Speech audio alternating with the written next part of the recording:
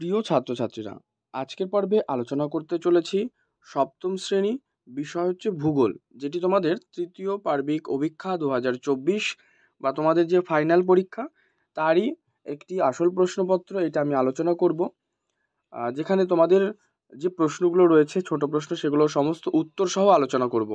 তাই অবশ্যই পর্বটি কিন্তু তোমরা প্রথম থেকে শেষ পর্যন্ত দেখো এবং এই উত্তরগুলো তোমরা কিন্তু একটু ভালো করে প্র্যাকটিস করে নিও।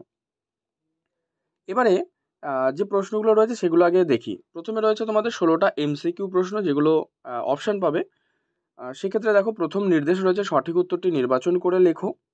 প্রশ্ন 1 নম্বর প্রশ্ন রয়েছে 23.5 ডিগ্রি দক্ষিণ অক্ষরেখার ওপর সূর্যরশ্মি লম্বভাবে পড়ে, মানে তারিখ জানতে চাইছে। উত্তর করবে 22শে ডিসেম্বর। 2, ভারতের প্রমাণ দ্রাঘিমার মান 82 ডিগ্রি 30 মিনিট পূর্ব। 3, পৃথিবীর যে মোট জল তার কত পার্সেন্ট স্বাদু জল, এটা জানতে চাইছে।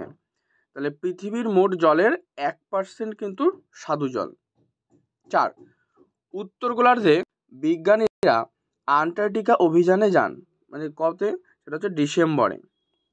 ইউরোপের নাতিশীতোষ্ণ তৃণভূমি কি নামে পরিচিত? এটা স্টিপ নামে পরিচিত। ভোপাল গ্যাস দুর্ঘটনার জন্য দায়ী কিন্তু মিক। আচ্ছা, এইখানে বেশ একটা মজার ব্যাপার, তোমরা এই MIC, যেটা আমরা মিক বলি, তো এইটার ফুল ফর্ম তোমরা কিন্তু কমেন্টে জানাবে। দেখি তোমরা কে কে এই MIC এর সম্পূর্ণ নামটা জানো। যদি কারো না জানা থাকে অবশ্যই এটা লিখে তোমরা একটা জিজ্ঞাসা চিহ্ন দেবে, উত্তরটি যার আমি কমেন্টে দিয়ে দেবো। নেক্সট, ভারতের একটি আগ্নেয় পর্বত হলো, যেটা হচ্ছে ব্যারেন, এটা কিন্তু একটা আগ্নেয় পর্বত। 8, পৃথিবীর বৃহত্তম সরলবর্গীয় বনভূমির যে নাম সেটা হচ্ছে তৈগা। নেক্সট দেখো, আরও প্রশ্ন রয়েছে। প্রশ্ন, একটি আদর্শ নদী হলো গঙ্গা। পৃথিবীর কক্ষপথ, এই কক্ষপথটি কি হবে? এটা হবে উপবৃত্তাকার। আচ্ছা, আরেকটা রয়েছে যে ডুইসবার্গ শহরটা মানে বিখ্যাত কি জন্য? কাগজ, বস্ত্রবয়ন, লৌহ ইস্পাত নাকি পশম শিল্পের জন্য? এটা করবে তোমরা লৌহ ইস্পাত শিল্পের জন্য কিন্তু এই ডুইসবার্গ শহরটা বিখ্যাত। নেক্সট রয়েছে উচ্চ প্রবাহে নদীর কাজ। উচ্চ প্রবাহে কী কাজ? ক্ষয় করবে। 13 হচ্ছে বায়ুচাপের যে একক বা বায়ুচাপ মাপার যে একক সেটা হচ্ছে মিলিবার। পৃথিবীর ছাদ বলা হয় পামির মালভূমিকে। একেবারে সহজ প্রশ্নগুলো রয়েছে। 15 রয়েছে দেখো, গ্রিনিচের সময়, মানে গ্রিনিচের প্রমাণ সময়ের সঙ্গে ভারতের যে প্রমাণ সময় তার পার্থক্য কিন্তু 5 ঘন্টা 30 মিনিট। নেক্সট, একটি আন্তর্জাতিক নদী যেটা সিন্ধু। আচ্ছা, এরপরে শূন্যস্থান রয়েছে তোমাদের। এখানে দেখো শূন্যস্থানগুলো রয়েছে 5টা। এক হচ্ছে কত ডিগ্রি দ্রাঘিমাকে, আচ্ছা বলছো কোন দ্রাঘিমাকে পৃথিবীর প্রমাণ দ্রাঘিমা বলে? এটা হচ্ছে 0 ডিগ্রি দ্রাঘিমা, যেটা আমি লিখে দিয়েছি দেখো। রাষ্ট্রসংঘের মতে প্রতিটি মানুষের প্রতিদিন অন্তত কত লিটার বিশুদ্ধ জলের প্রয়োজন? 8 থেকে 9 লিটার।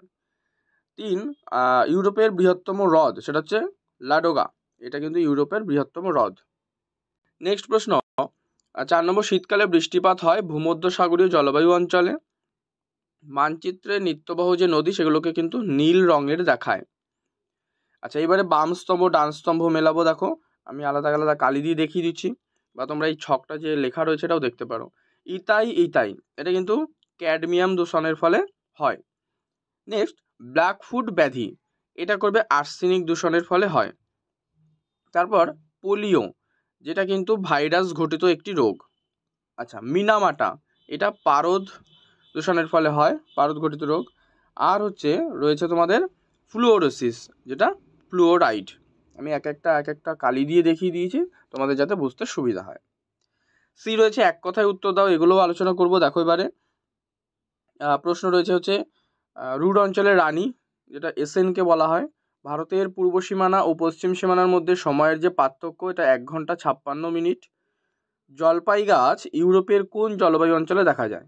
এটা ভূমধ্যসাগরীয় জলবায়ু অঞ্চলে কিন্তু দেখা যায়। নেক্সট, দোয়াব শব্দের অর্থ কি? দুটি নদীর মধ্যবর্তী অঞ্চল। ডি, বাক্যটা সত্য হলে ঠিক আর অসত্য হলে ভুল।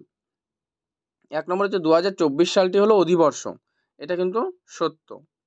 নিরক্ষরেখায় আবর্তন বেগ সবচেয়ে কম, অসত্য মানে ভুল এটি, তাই ক্রস চিহ্ন দিয়ে দিলাম। নেদারল্যান্ডের রাজধানী আমস্টারডাম, একেবারেই সত্য। দার্জিলিং অপেক্ষা পুরীর বায়ুর চাপ বেশি, সত্য।